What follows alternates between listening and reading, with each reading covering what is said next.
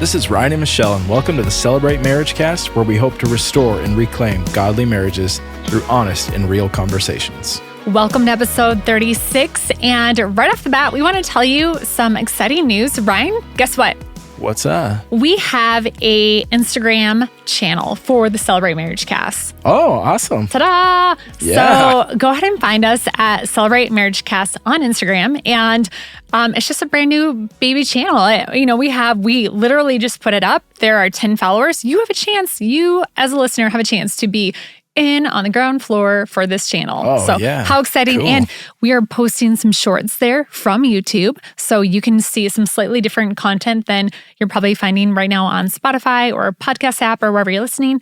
If you're watching on YouTube, you may have seen the shorts, but we are intentionally posting some of those there. So Cool. Go check that out. That's awesome. Celebrate MarriageCast on Instagram.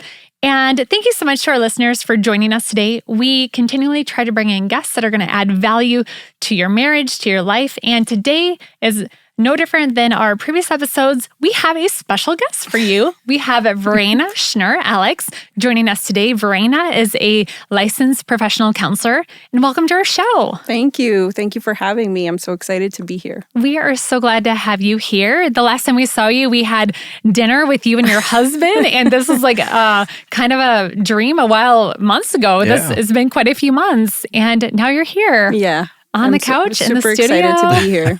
Will you tell us a little bit about your family and just about you? Okay. Well, I'm born and raised in New York City, but the last 6 years, our family has lived in New Jersey. I've been married for about almost 7 years now. We have 2 kids, another one on the way, so 3. Congratulations on that. By the way, Congrats. you're due this summer. Yeah. Yay. And we've moved to Sioux Falls last year at the end of August. My husband got a really good opportunity here, and it's been really nice to connect with folks here at Celebrate and start just making friends at our kids' schools with other parents and just folks here as well. I've been working as a professional counselor for almost 10 years now. I've worked in various settings, private and public. The last 4 or 5 years, it's been mostly private. I work in a group setting now, which is based out of New York and New Jersey. So I do mostly telehealth with my clients who are out there. And I work with individuals and couples who are mostly teenagers and adults that have various issues, some milder mental health issues, but then also just relational issues, particularly with marriage and marital work as well. So I'm excited to share just the knowledge that I've gained over the years. I do biblical counseling as well, Christian counseling. So I hope I can incorporate some of the spiritual principles as we talk. So that kind of sums it up. Life is very busy. I can imagine with young kids and one on the way. Yeah, when Pastor Chris texted me, I was like, okay. Pastor Chris is our marriage and family counselor, pastor here at Celebrate Community Church. Yeah. So I have done work with churches in the past to do different talks about different subjects, but I've always kind of tried to plan it out accordingly because it's as a mom and working professional, you're just always busy. So it's just making time to serve is something that I'm happy to do. Yeah, well, Thank you. And this month is such an important month too. We're still in May and it's Mental Health Awareness Month. Yes. So we just really appreciate you being on our show. Absolutely. Thank you. Yeah. So Verena, we thought we'd just kind of jump in really to look at the basics. Like going back to the basics of having a healthy marriage and really focusing on a topic that I feel like, Michelle, I feel like this comes up all of the time. Anytime there's conflict or there's something happening in somebody's marriage, I feel like it all revolves around one thing. Oh, I thought you were talking personally. Like this comes up all the time for us. Well, I mean, yeah, probably. Yeah, probably. But it's really, the root of most things. This idea of communication. Right. Yeah. And, Verena, from a professional perspective, Why is this so difficult in marriages? Yeah, I mean, first of all, I think communication is a skill. I think people there's a learning aspect to it. It's not something I think you just go into marriage and you're like, I know how to do this. Because as you know, in marriage, our spouses have a way of really sort of triggering those things sometimes that really, because they know us so well. And so when emotions are high, you sometimes you know the right thing to say. And I think even they talk about it, I've heard it here preached at church as well. It's like we treat the person that we love sometimes the way we shouldn't treat we treat them the poorest, And sometimes I think it's unconscious. Sometimes it's like if you didn't grow up with a good model of how to communicate, it becomes more of a challenge.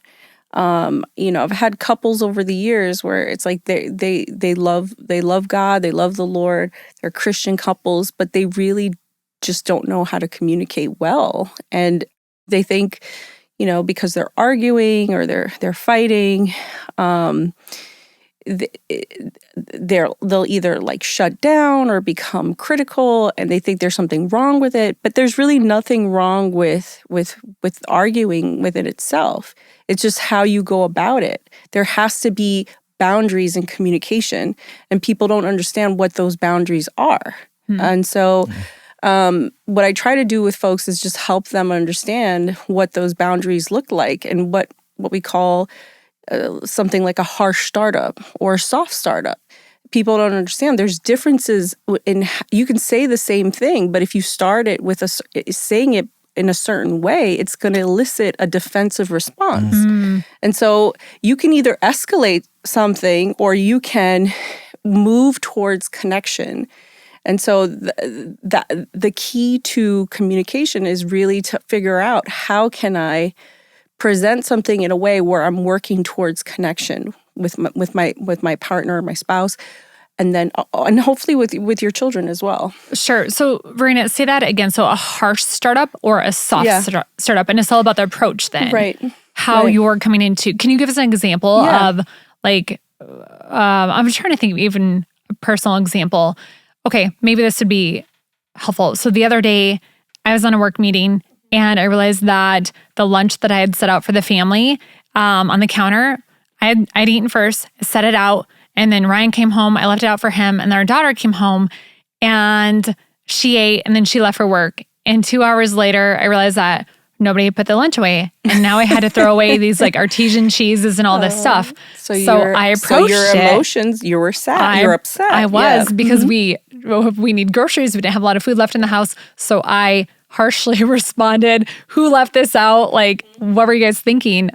Maybe that was a harsh startup, right? But very common, right? So there's a difference between coming home and seeing clothes on the floor and saying, "Why is this here? You always do that." And then coming home and saying, "Hey, when I see this, I feel really upset because it makes me feel unappreciated." So what I hear a lot sometimes is like people start, so a harsh starter would be like, a sentence with you or a superlative, you always, you never. Black and white. Discounting what the person does, right? And then a soft startup would be using an I statement. So this is something that I work with a lot, which is a very hard thing to do because it requires vulnerability. You're using your emotions to express how you're going directly to the root or the heart of the issue to express how you feel. I feel upset because there's clothes on the floor and I cleaned all day and I really just feel unappreciated. And so, and even the tone as well, right? So it's like, how do you present it so that your spouse is actually listening to understand rather to just respond in a defensive way? Sure. I feel disappointed that I had to throw this I cheese feel away. Emotion when action or event. Sure. That's great. Taking more of a ownership for it too. Yeah, and you're basically expressing how you feel directly, and so your spouse immediately is automatically just listening to what you're actually feeling because it's a feeling, right? Like that's truth. It's not it's not pointing. Yeah, it's not pointing fingers. That's how I feel. I really do feel exactly this way. That's really good. Yeah. Mm-hmm. Do you so that's see, something that's not easy, or just like you learn automatically when you come into a marriage. Sometimes it's hard at first to understand those things. Yeah, I mean, I'm just thinking, like, I'm thinking of this situation with this cheese here. He's triggered. No, but it's so interesting, and I've shared this before. I think even just the communication between just, and I'm not stereotyping, but for me, of a man and a woman, right, is very different. It's very different. You know, like for this. The cheese, for example, I have zero. It's good cheese. It's like artesian cheese, the Aldi stuff. But I have zero emotion when it comes to the cheese. Like, and Sounds so dorky just saying the story out loud. It was disappointing. Not. But like for me, it was just like, oh shoot, you know, like sorry about that, forgot. Like I don't have, you know, but also recognizing like, okay, there is emotion, and I think that's part of where. I think when we have difficulty in communication, I think that's typically where it stems from. Yeah, because in that example, it was the fact that I was hungry later and didn't have anything to eat after my meeting. And it was just like disappointing because we'd just gotten it and we didn't have a lot of other groceries. So once I had to throw that away, there was nothing else. It was like this multi-layered thing. Whereas you're just like, oh, well, that's too bad. Like, you're very factual. Yeah, I mean, I wasn't like happy about the cheese, but at the same time, it was just like, oh, well, shoot, you know, like, you know, too bad I didn't get put away, like, you know. So, I think that's something that I've had to be very aware of is, okay, what is the emotion behind it? Recognizing the emotion as well, instead of just because the other part that I am guilty of is just breezing over that and saying, oh, here's a solution. Like, yeah, because you're like a fixer. Right. Yeah. Right. Right. And that ties into something else. Like different people have different emotional needs. And those things could be like acts of service or like just more financial stability or just like domestic help. And I can talk about those things at another time. And the communication goes hand in hand with that. So it's like, what are Michelle's emotional needs that are underlying her frustration with that? Just one other thing that I wanted to say is that a lot of times couples think that especially couples that are struggling, they think that we're just, especially if they've drifted, they think they start to develop these thoughts like we're just so different and we can't get along, or we've changed, or we can't get on the same page, or we want different things. And the truth is I think a lot of times it's really not about couples wanting different things or changing or just being very different. I think they just have issues with communication. Like they want the same things, they value the same things, but their ways of communicating those things are just not good. They're poor. Like I have one couple now that I'm working with. You know, I've done assessments with the things that they value and their emotional needs, and it's really the same thing. And I have those things on paper, but the husband, he can be very critical when he gets flooded with emotions.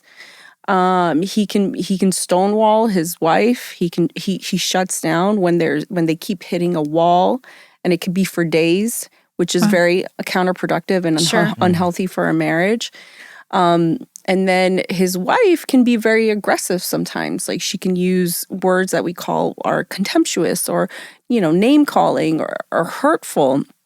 And so when their negative emotions come up, as much as I talk to them about what healthy boundaries look like, it seems to go out all out the window. And they sometimes express frustration with me as their counselor because they're like, you know, we keep arguing and maybe it's just us and we don't, maybe we just didn't make the right decision in marrying each other. But I've asked them before, if I've been through all of the steps that they took when they got married. They're a Christian couple. They feel like God meant it for them to be together. But when they argue, it's just like they can't stay within certain boundaries. So their issue is mostly just communication.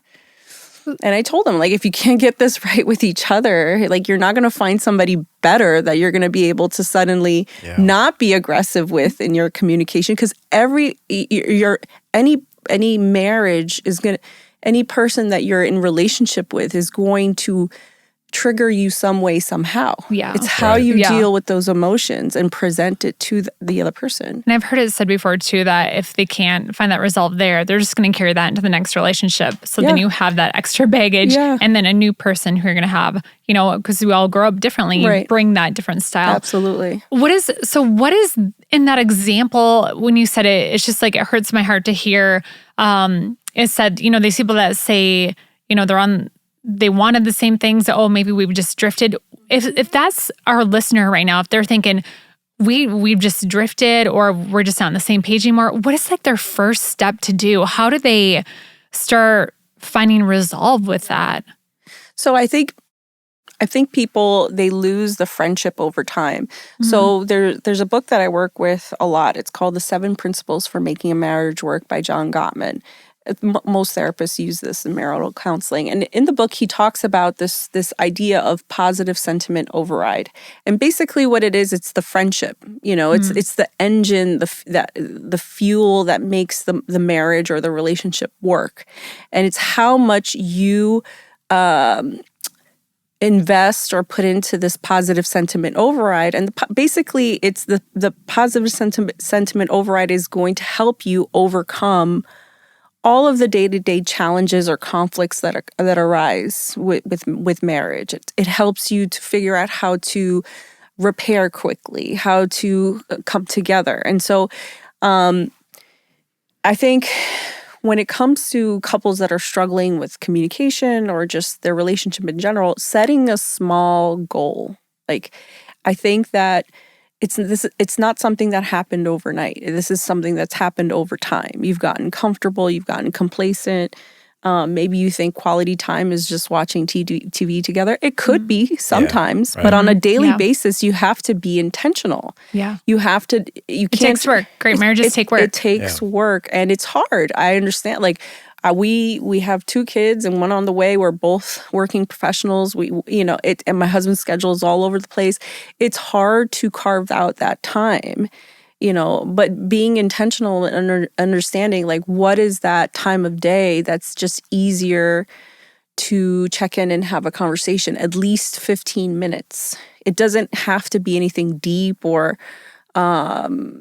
profound. It could just be something that's a little bit more lighthearted. Just focus on the friendship. Focus on common interests, common goals.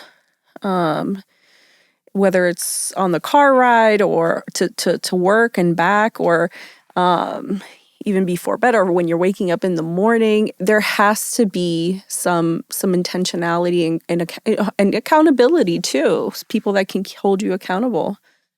Totally. Yeah. Ryan, we've talked about this before with like our drift episode, when you just like, Verena, I feel like what you said, even when you just fall into that rut of like watching a show instead of being intentional, because it's easier, right? It's easier in the moment to let's just go watch another episode or whatever. But instead, maybe it's just chatting for a few minutes first. And I feel like it's such a slippery slope. And then before you know it, it's like this habit or this rut that a couple might find themselves in.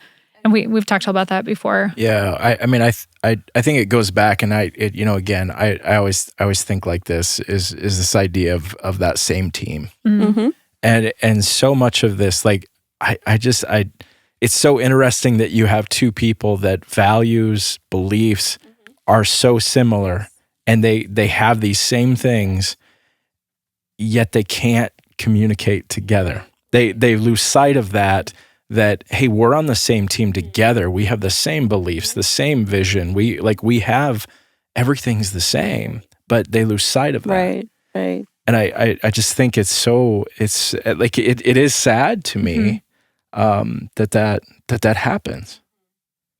Yeah. And I think sometimes when it comes to communication or connection, the talking about emotional needs, that could be different sometimes. Some people really do value an emotional connection, and they really value deep conversations.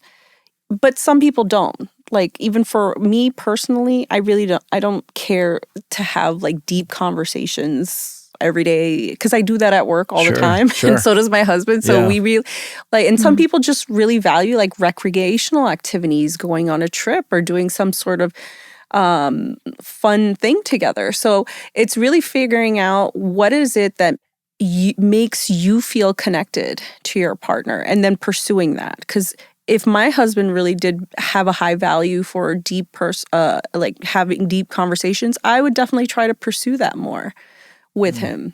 What does that look like for you guys? Like, what activities fuel your relationship?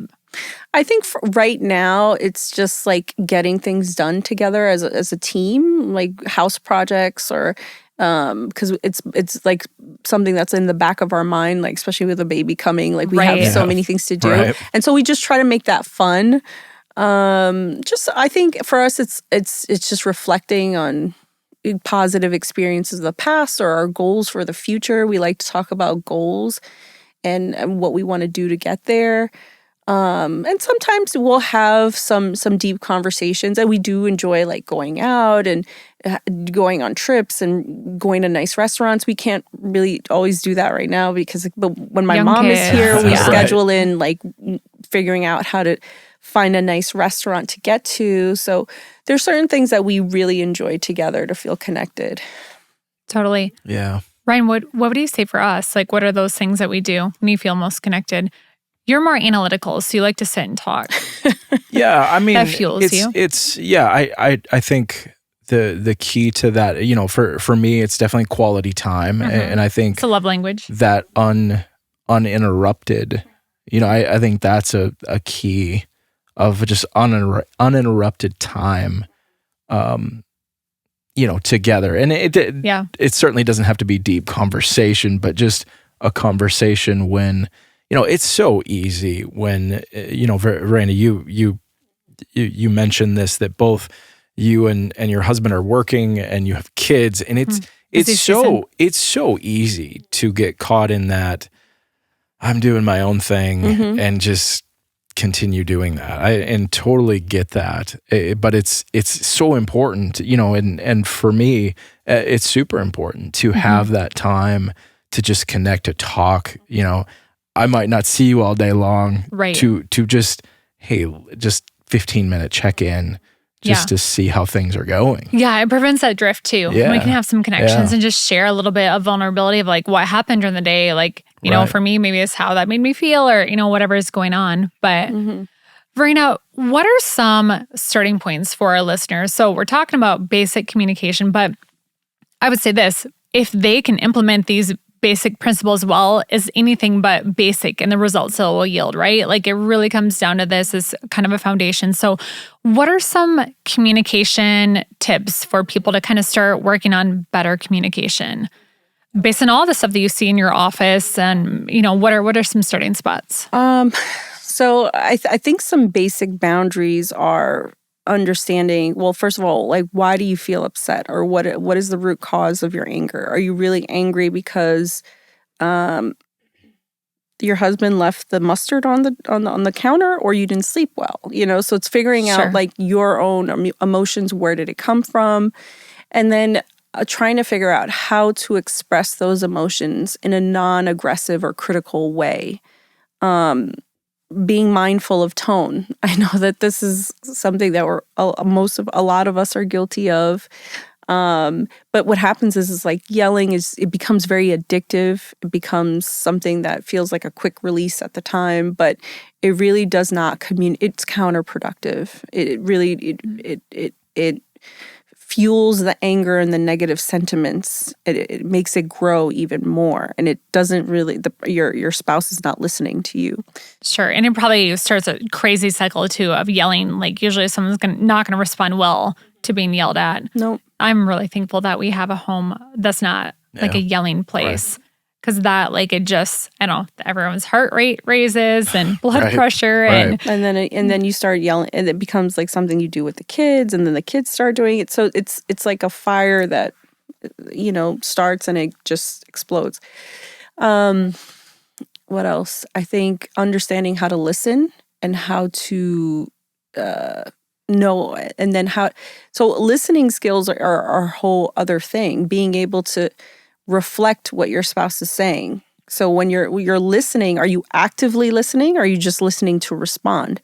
When your partner just says something, try to reflect on it. So it seems like you're saying this and this and this and this. Is that correct? Just verify it. When your spouse feels heard, they're more likely to hear you. And so that becomes contagious as well. That's so good. When your spouse feels heard, they're more likely to hear you. Yes. Yeah. If you feel heard, you feel more encouraged and inspired to hear what your spouse is trying to say. And vice versa. When you don't feel heard, the opposite happens. You yell more, or you become more aggressive, and so on and so forth. So I think that, and then also learning not to interrupt, to take turns, stay on the topic. It's very difficult. Like even in my counseling sessions, people will be like all over the place, and I teach them you need to stay on this topic. We started with this, we're going to finish with this. Sure. So we can't be, and I find that happens mostly when a lot of issues are just unresolved. You're not going back to the issues. You're not taking ownership, accountability. You're not apologizing. You're not forgiving quickly. So things get swept under the rug and rolled over. When there's another big blow up, all the issues come up, and it's like you're overwhelmed. You feel defeated, frustrated, and your ability to communicate effectively goes out the window. And then it becomes harder and harder to find that resolve. I think being able to take time, especially when you're hitting a wall and you're arguing and it's really not going anywhere, to reset. Sometimes I give couples like a reset word. Like what is a word that you want to use to just calm down? And if they're people of faith, I'll tell them go to your room for like an hour, 15, or maybe even shorter, like 15 minutes. Try to pray. It's hard when you're upset to do that. Because you feel, you feel like maybe you feel a lot of things. Maybe you feel abandoned, not heard, not understood. And I think that posture of vulnerability with God helps you to develop that posture of humility and vulnerability with your spouse. And so... Well, it's a big perspective shift, right? Like if we're going to God, who has forgiven us of so much and has, sacrificed so much for us, who are we to hold on to this little bitty, sin against us from our spouse? I think too, when we've gone to prayer, it changes your heart too. So even if you go and you're angry, like I think the day, was it yesterday? I don't know when it was, with our whole lunch being set out thing. We were having dinner that night and I was like, who wants to pray? And Ryan was like, why don't you pray, Michelle? And I was like, okay, this is really hard to go to God and be like, Father God, bless us for this food. Like you just can't do it.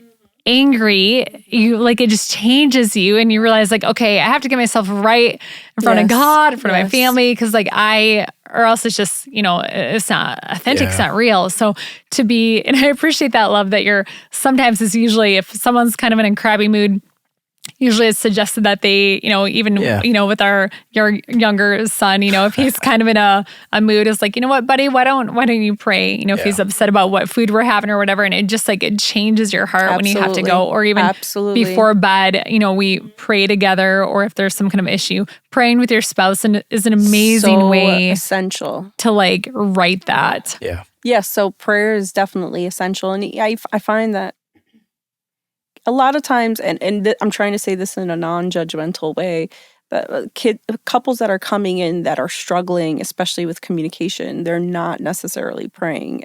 They used to maybe pray more together as a couple, but then now that's dwindled. So, and it is hard when you're, if you're in a hard spot to come, because maybe the trust is broken there. Sure. or you don't feel safe feeling vulnerable with your spouse. Sure. So I would say if you can't really bring yourself to pray with your spouse, at least be praying for them individually on your own. Yeah. That's really good. Yeah. And what do you say then if it's not a trust or a safety issue? Maybe is that something people could at least try? Because doing that, I think, certainly could start to mend Absolutely some of those Yes. feelings or kind of break off some of the callousness of your heart, maybe, and just to start seeing your spouse like you used to, like God sees them. And that's what God wants, like your spouse, as broken as he or she is, God doesn't see them that way. And he wants us to see our spouse that way. And it's hard because we see all of their shortcomings, so. Yeah. But we're all broken. Yeah. Yeah. Just in hearing this, Verena, the other thing that I just like instantly am thinking of is this takes a lot of self-work. It does. I'm not picking on guys here, but I'm speaking just solely for myself. Like, this has been something that I've drastically had to like think about every single day of like, okay, how am I communicating? Because I tend to be quieter. I tend to not share feelings, to not share emotions. And that causes conflict.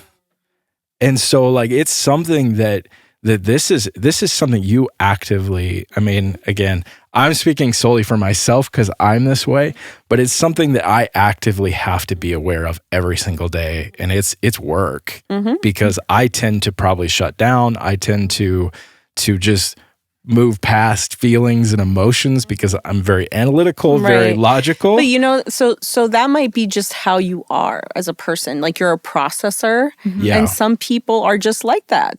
Whereas other people are just like, I need to resolve this right now. And so I think it's important for couples to understand that sometimes you do need to give your spouse space to process, to think, to analyze. We've had to learn that. Yes. Yeah. But then it's a time period. It's not like it's a window of time. It's not like 2 days, 3 days, like where you're just shut down. That's a whole different other thing. Yeah. Where you're purposely shutting down to hurt the other person. Sure. So that's a whole different thing. Sure. And so, but even that has to be communicated. Like, what is my time of processing? Can I have a few hours? Can I have? I mean, I would say I don't recommend a whole night because I don't think it's healthy. But sometimes people just need that break. But there has to be a time of coming back to it. Yeah. Yeah, that's good. Yeah. I think it's finding what works for both spouses too, and respecting each of them. Because for me, I'm what you said. Like, I just want to fix it. Like, I want to talk through it. I want to process. And you, Ryan, have shared that first you're analytical, but also you don't want to say anything that isn't kind. You just have to process through. So really, by allowing you space, and sometimes you even say like, "Hey, let's come back. I just need to think. Like, I'm processing right now," and you'll say that, and then we'll come back together and resolve. But then it's like meeting both of our needs to work through it, giving you time to process.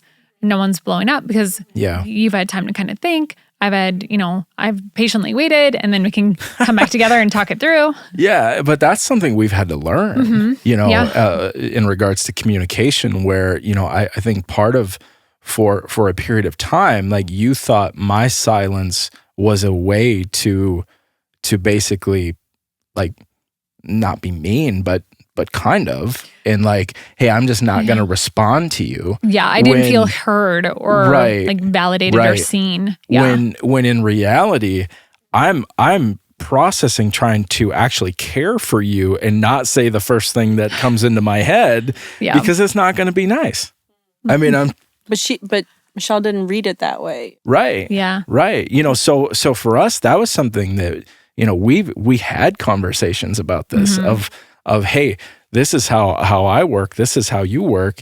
Hey, let's find a happy medium here where we can actually communicate and not have it blow up. I think I even said that, like, just say something. And you're like, you don't want me to say anything right now. Like, trust me, it's not going to be good. Yeah, like, and even my husband is the same way. Like, it takes him a while to think about things. And I've learned that if I really want him to listen to me, I need to text him, like, all of my thoughts and feelings. And then he'll he'll validate it and then he'll just apologize. Like he's very like, he just likes to write it out. Like that's how he communicates. Yeah. Yeah. So Verena, what would a couple start to notice as communication improves? What are some things that a couple might start to notice? Yeah, I mean, I think just the positive sentiment overall, like your marital satisfaction goes up. You find things more enjoyable together, activities, or I think it just becomes easier, right? Like as your friendship goes up and it's easier you feel more heard, you feel more respected, you feel more loved. I think that conflicts and arguments get easy. You're able to turn it around or de-escalate it and then repair it quickly. And so repairs can look at a lot of different ways. It mostly should be verbal with saying sorry, but sometimes it could just be a joke, or it could be trying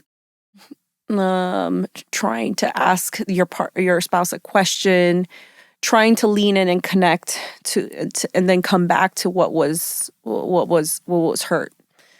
Those become quicker. And it's similar to our relationship with God, right? Like when we are in right relationship with God and we're trying to walk closely with him, even the way we repent, it's quicker. We repair it. We don't take time we feel that conviction and we get right with God. Yeah. So I think that, trying to think of what else. Those are the first things that come to my mind. Yeah. Well, for you guys, what does it look like when your communication is really good? What are the differences that you notice? Yeah. Great. Yeah. Great question. Yeah. We had a professional, this is funny because we had a professional counselor on last week and he was redirecting the questions back at us. So I love what you did there. We asked you a question and we got it right back. So, how do you feel, Michelle? How do I feel? I feel like there's just more peace in our home, right? That as we've learned to just quickly take care of things, one, there's never been a tit for tat, like keeping track or a score because we just resolve things. Yeah. And then I think that actually creates a safer environment because I know that if the food gets left on the counter and we have this, little disagreement, it's not going to be the tip of an iceberg of 50 previous things. It's just going to be about that. And like you said earlier, it might be that, I was hungry, it was a rushed day, there's a lot going on with graduation, all this stuff. It might be more about me than the situation, but I can reflect, process on that. And it's not this whole myriad of other junk that gets brought up. Mm-hmm. And I just feel safe. Like we can talk through a situation. I'm not going to get my head chumped off. It feels safe. Yeah. And I tell couples that your spouse should be able to call things out with each other. You should be able to call certain things out. But when what we call the negative sentiment override or the marital satisfaction is very low or you're struggling, you can't do that. Sure. Because it triggers a whole bunch of stuff. Right. So you're in a healthy place when your spouse can be like, hey, I really didn't appreciate you doing this or that. You may not feel great about it because nobody really likes to be called out, but you're able to, there's really not that much pride or negative sentiments to be defensive. You're quick to take ownership, accountability, and apologize. Sure. Yeah. Ryan, how would you answer?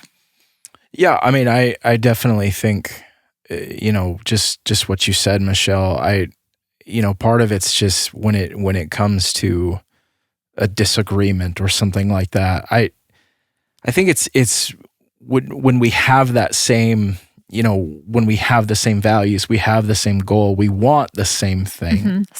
Same team, that it's easier to see where you're coming from and vice versa. Sure. And so it's never, it's part of the importance of that is okay, I know Michelle doesn't really want to hurt me or want to, whatever.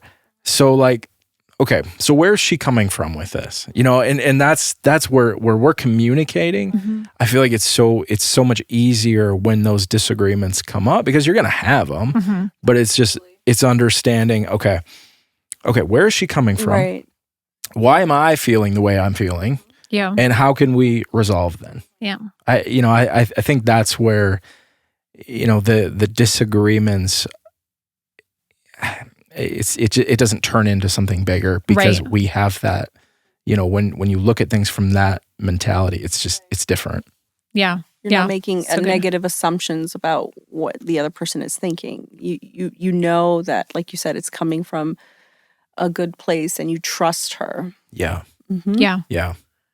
Verena, this has been great. Do you have any other final thoughts for our listeners? We have some questions for you too, if you're willing, some guest questions, but just final thoughts on communication, anything that we didn't cover today.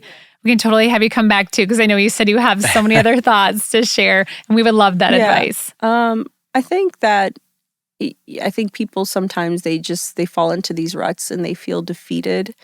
And I think that I would just encourage you that you can, where there's a will, there's a way. And God always provides a way out or a way through whatever difficulty you have. And there's always a solution. I think just when the couples that I've worked with, they find themselves in these places where they just feel like they're not going to be able to survive it, but you can, and you don't have to. You don't have to, I guess, be an expert in communication to do that. I mean, I think there's books out there that are really good that can help you. Certainly, just prayer. A prayer changes things. Prayer changes people's hearts, and so I would just encourage people in that to turn to God in their times of struggle, because not only is prayer changing your spouse, but it's changing you. And a lot of times, even in communication, people are so quick to obviously point the finger at their spouse and say they're not doing this, they're not doing that. But the truth is like you cannot change your spouse. You can only change yourself. Mm-hmm. And so it's important to even come to God and ask, what is it that needs to change in me to be able to be more loving, to be able to meet the emotional needs of my partner, of my spouse, to be able to be a good listener, to be able to listen, to understand, to truly show love, all those things that are so crucial in a good marriage. So good. Yeah, such a good word. So Verena, as we wrap up here, we've got 3 rapid fire questions that we ask all of our guests that come on the Celebrate MarriageCast. So just if you're willing. Yeah. Awesome. Okay, so first one, what is your marriage why? Why is marriage important to you? Well, I mean, I think it's just natural. I think marriage is important because I feel like I was created to be in partnership with somebody, specifically my spouse, my husband. And, it glorifies God. It makes God happy that, we be in right relationship with, or in a good marriage with our spouse. So good. Right. Best date night. Best date night. I don't want to sound like too bougie here, but like maybe a nice hotel and like a really nice restaurant.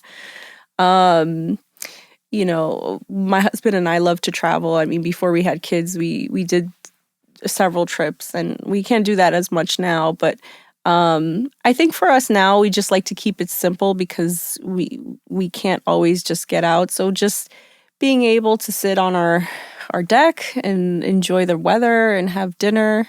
Yeah. Totally agree, though. It's super fun to like travel, stay somewhere nice, stay somewhere nice, eat at somewhere nice. Is there like a favorite city that you guys had?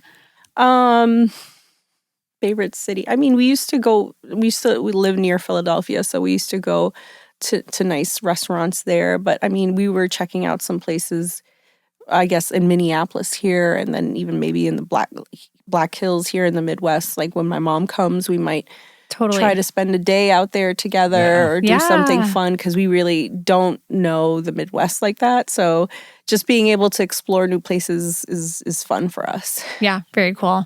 I feel like there are a lot of gyms in the Midwest. Omaha's a great one too. Yeah, like, that's what I've heard. People have told us that. Yeah. And then finally, Verena, what's bringing you joy in your marriage right now? What's bringing us joy? I mean, I think, Let's see, what's bringing us joy. I think honestly, just spending time with our kids and our family. I mean, it's not just about them, but just because they're so little and they do like a lot of funny things and new things, so we share it with each other. But I think what brings us joy is just because we are putting a lot of things together in our house. So finding things that we like and that look good in the house, and it brings us joy. We have fun with it. But just the day-to-day things like communicating about our day, cracking jokes, I think that's what really sustains most marriages is just the everyday things that you do to connect and have fun together. Yeah. I mean, that's what makes up most of our life, right? Yeah. It's like the everyday mundane, but if you can find joy in it together and cherish those moments, that's awesome. Mm-hmm. Awesome. We found some really good light fixtures that we like, and Oh, we just look at it, and it brings us joy because Nice. it's our first home together. Yeah. And so, to be able to put things together and have it just be us doing it is a fun thing. I feel like completing a big project together too is like a great bonding activity too. So so good. Well, thank you again, Verena, for being on our show today on the Celebrate MarriageCast. It has been so good. And thank you to our listener for joining us. Hey, like we said at the beginning of our episode, find us on Instagram, Celebrate MarriageCast. We would love to have you be one of our first followers on that platform. And we want to hear from you. So comment and text in. We have a text line that you can send questions to. We have a new mystery jar, so we'll be reading questions out of there. You can text in a question. That number is 605-951-0110. And just share this if it's touched your life, if it's helped to change your marriage, your relationship. Share it with your social platform. Share it with someone that could use listening to this episode. So thank you so much and have a great week.